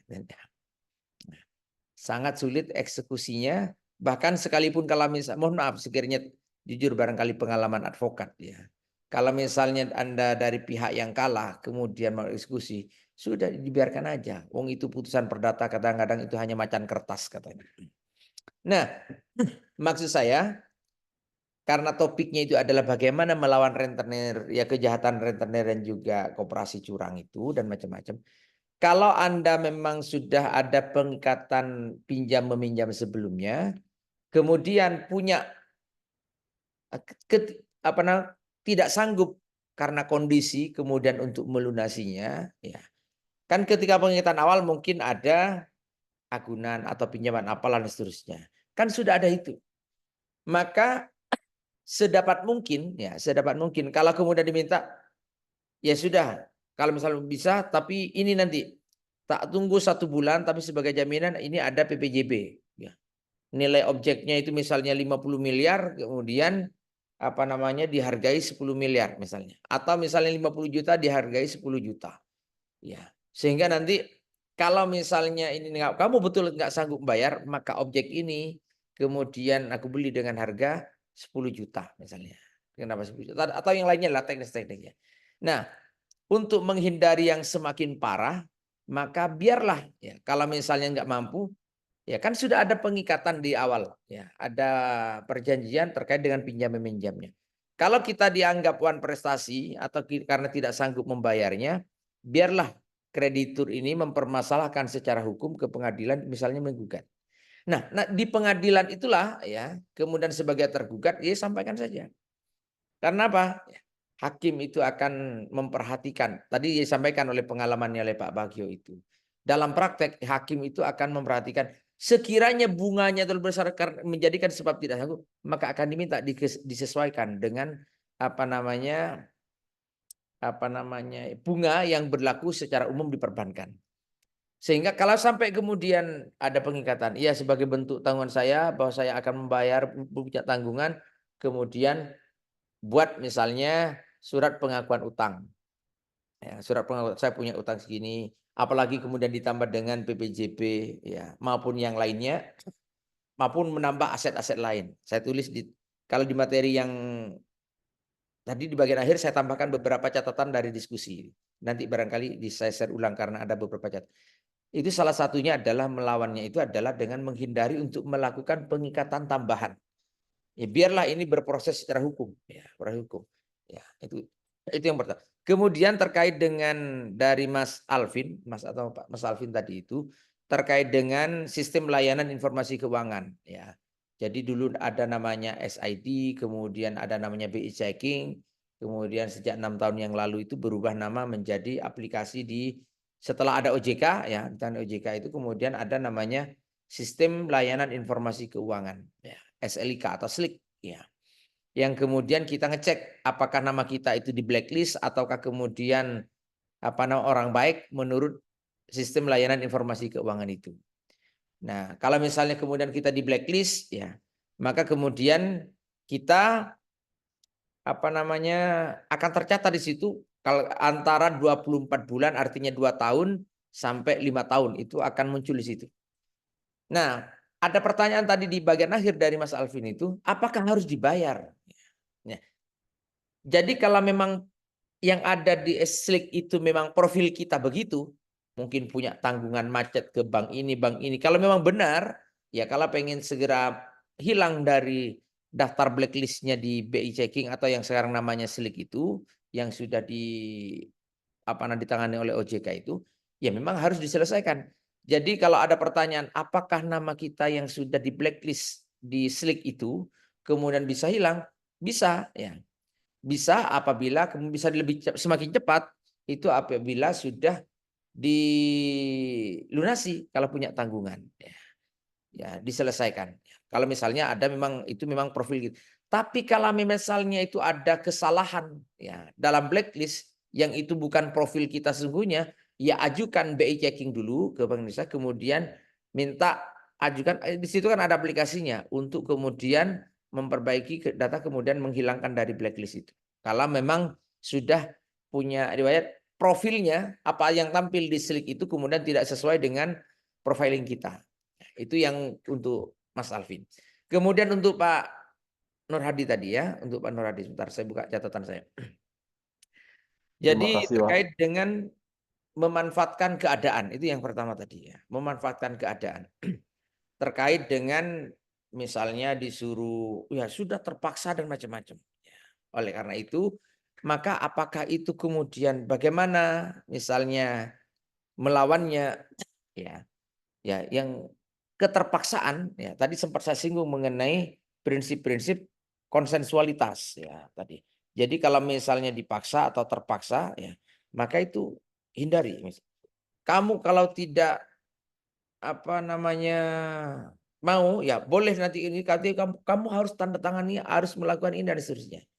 Itu yang saya jawab singkat di awal tadi itu, hindari melakukan, kan posisinya kita kan sudah tidak mampu lah misalnya. Artinya sebagai debitur itu yang memang sudah wan prestasi atau tidak sanggup membayar karena itu yang berlebihan. Nanti biarlah ya sekalian aja ditunggu dipermasalahkan secara hukum. Toh itu adalah perdata. Ya. Artinya sekalipun kemudian dinyatakan kalah ya memang itu adalah tanggungan saya. Tapi berharap nanti di pengadilan itu bahwa yakinlah bahwa itu akan lebih menciptakan keadilan daripada kemudian berdasarkan putusannya rentenir itu, maka biarlah pengadilan yang sudah sebagaimana pengalamannya Pak Bagio tadi itu akan memperhatikan bisa jadi yang semula bunganya 10% bisanya nanti dianggap pada titik kewajaran. Itu yang oleh pengadilan. Jangan hindari kalau bisa sedapat mungkin hindari ya sudah kalau begitu tanda tangani. Atau misalnya ya sudah tanah saya di sana kemudian kalau misalnya sanggup nanti akan saya jual ke Anda.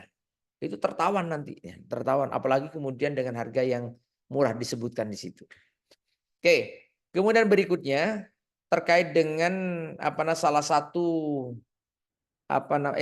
sebagian dari dana yang sudah disetujui untuk misalnya di bank konvensional di hold sebagai bentuk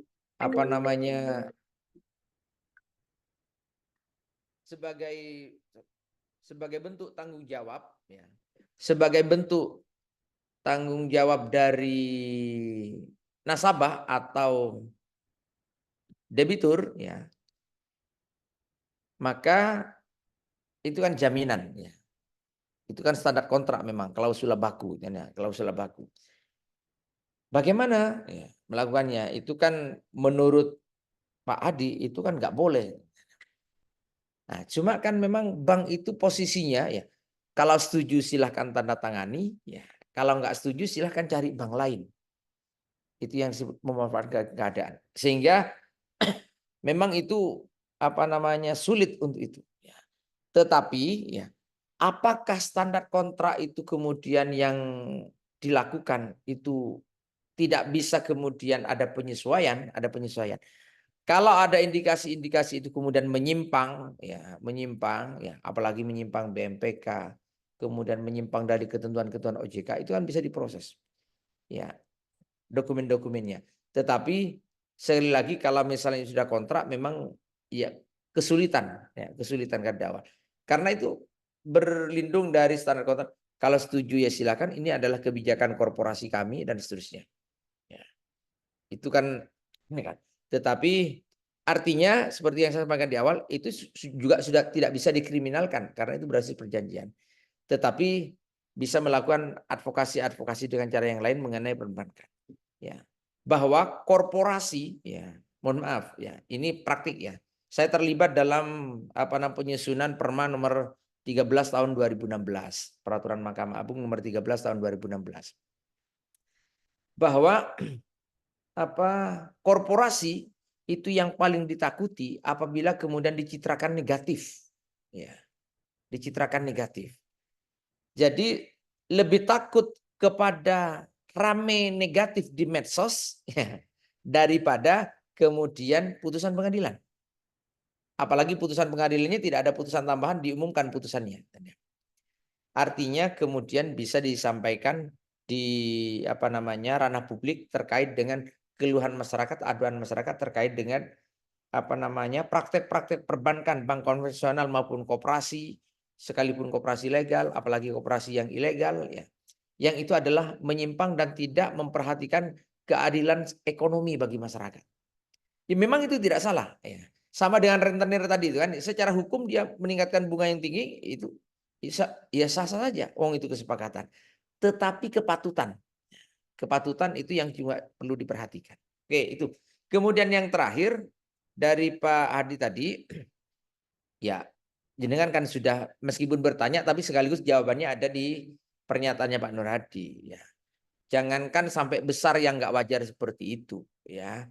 Dengan niat membungakan saja, dengan tidak berbasis bagi hasil, biar lawan sebagai ikhtiar untuk melawan bagaimana praktek jahat atau perilaku curang dari rentenir dan koperasi itu, maka kalau sudah terlanjur terjebak di situ, maka jangan perparah dengan melakukan pengikatan-pengikatan lain, apalagi terkait dengan aset-aset jenengan. Ya. Aset-aset. Beritahu masyarakat, berdayakan masyarakat, kemudian agar tidak semakin menjadi korban dari perilaku jahat dan curangnya rentenir dan koperasi itu. Saya kira itu yang bisa saya tanggapi. Terima kasih Pak Zul. Mudah-mudahan pertanyaan dari 3 kawan kita tadi itu juga menjadi pertanyaan Bapak Ibu yang lain, sehingga jawaban dan tanggapan-tanggapan Pak Zulkarnain dan Pak Subagio itu juga menjadi hasada atau menjadi masukan kepada Bapak Ibu sekalian. Ini sebenarnya banyak juga kawan-kawan yang bertanya di chat, yang kalau saya baca tampaknya tidak memungkinkan waktunya untuk dijawab satu persatu oleh dua narasumber kita. Tetapi teman-teman sekalian, Bapak Ibu sekalian, saya ingin menginformasikan bahwa setelah acara ini, manakala Bapak Ibu semua ini, Bapak Ibu sebagian memiliki waktu, mohon disampaikan kepada kami di Lekvori apa yang menjadi pikiran atau keinginan berikutnya, langkah-langkah selanjutnya yang bisa kita elaborasi bersama di luar forum Zoom ini.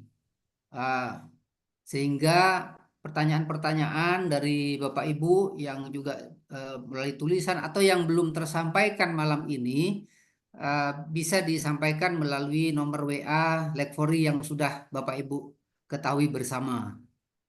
Nah, di akhir ini kita berikan ucapan terima kasih karena waktunya juga sudah pukul 21 lebih. Saya atas nama Lekvori dan teman-teman Arah Jatim, lalu ini Pak Zul, Ini juga kita didukung teman di Kota Malang, yaitu tim kreatif yang bernama Orbitsa, Pak Zul. Ini asli arek ngalam ini, Pak Zul. Kepada Pak Subagio, saya ucapkan terima kasih banyak. Kepada Pak Zul, narasumber juga saya ucapkan terima kasih banyak. Dan tidak lupa kepada Bapak Ibu sekalian, juga kami bersama teman-teman penyelenggara mengucapkan banyak terima kasih dan Izin. mohon disampaikan Pak, kalau ada ide-ide atau keinginan untuk rencana berikutnya, Ya, betul. baik kita tidak Ada. berhenti di sini karena Oh, yakinlah Lekpori atas seizin Pak Subagio sebagai sekjennya, kami akan memfasilitasi sedapat mungkin apa yang menjadi keinginan bapak-bapak, minimal untuk tukar pikiran, entah itu bertemu darat atau nanti ada Zoom berikutnya. Saya kira itu kurang dan lebihnya kami sebagai penyelenggara maupun moderator mohon maaf yang sebesar-besarnya. Sekali lagi terima kasih kepada Pak Subagio, Pak Zul. Dengan akhirul kalam, wassalamualaikum warahmatullahi wabarakatuh. Waalaikumsalam warahmatullahi wabarakatuh. Bapak Ibu Waalaikumsalam sekalian dan warahmatullahi teman-teman, wabarakatuh. mohon maaf saya sedikit Siap, merespon di sini, tetapi karena waktu, sekiranya ada beberapa pertanyaan yang menarik untuk direspon yang ada di chat ini, sekiranya misalnya bisa saya jawab lewat WA atau apa nanti bisa saya jawab lewat WA. Sekiranya tahu, ya. Kan nomor WA saya sudah ada di kurung VT tadi itu kan ya. Siapa? Pakai grup aja, Siap, Pak Pak. Zul. Itulah teman-teman, Bapak Ibu sekalian dari narasumber kita cukup akomodatif. Nanti kalau ada yang perlu ditanyakan kepada Pak Subagio bisa melalui nomor Lekpori yang Bapak sudah simpan semuanya. Siapa? Sekali lagi, Terima kasih, Pak. banyak. Terima Maaf kasih, yang Pak. besar-besarnya. Assalamualaikum warahmatullahi wabarakatuh. Waalaikumsalam warahmatullahi wabarakatuh. wabarakatuh. Mas Nuradi, ki kabari? Alhamdulillah, Bang sehat. Anton. Bang Anton ini Mas Nuradi.